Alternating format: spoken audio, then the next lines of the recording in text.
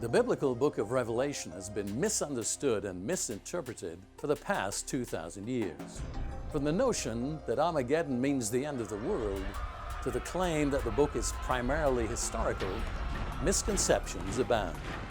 In this episode of Insight, we'll examine 7 myths about the book of Revelation and show where they go astray from a biblical point of view. With an eye on the human condition, this is Insight.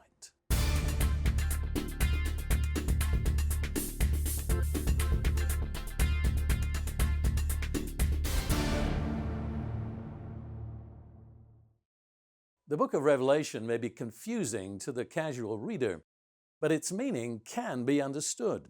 Let's look at 7 facts about this book that have been widely misunderstood. Myth number 1. The book of Revelation was conceived and written by John. Fact. The beginning of the book makes it clear that John was not the author. It states, "The revelation of Jesus Christ, which God gave him to show his servants things which must shortly take place. And he sent and signified it by his angel to his servant John."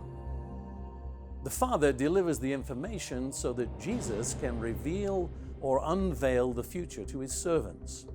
The Greek word for revelation means an uncovering or a disclosure. Jesus Christ disclosed the message to John through an angel. Myth number 2. Of the famous 4 horsemen portrayed in chapter 6, Jesus Christ is the first riding the white horse. Fact. The rider of the white horse of chapter 6 is not to be confused with Christ, who appears on a white horse in chapter 19. There are very obvious differences between the two, not least of which is that Revelation chapter 6 and verse 2 unveils a false Messiah who brings false teaching. This negative identification fits well with the other 3 horsemen who represent the effects of war, scarcity, and disease epidemics.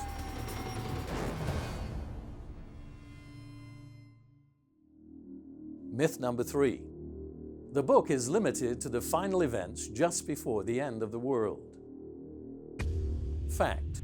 Revelation provides a running commentary on human affairs for the past 2,000 years.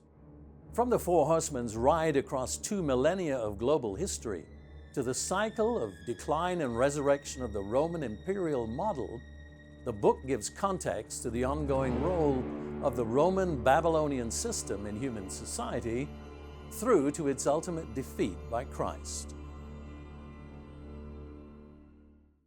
Myth number 4. Armageddon represents the final catastrophic end of mankind. Fact. Revelation makes clear that Armageddon is a staging area for armies. It takes its name from the Hebrew Har Megiddo, a high spot overlooking the valley of Jezreel in northern Israel, where world armies gather before fighting against Christ in Jerusalem.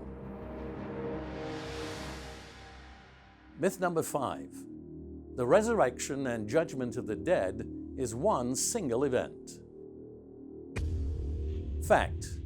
Revelation shows that there are 2 resurrections separated by 1,000 years and further implies a third.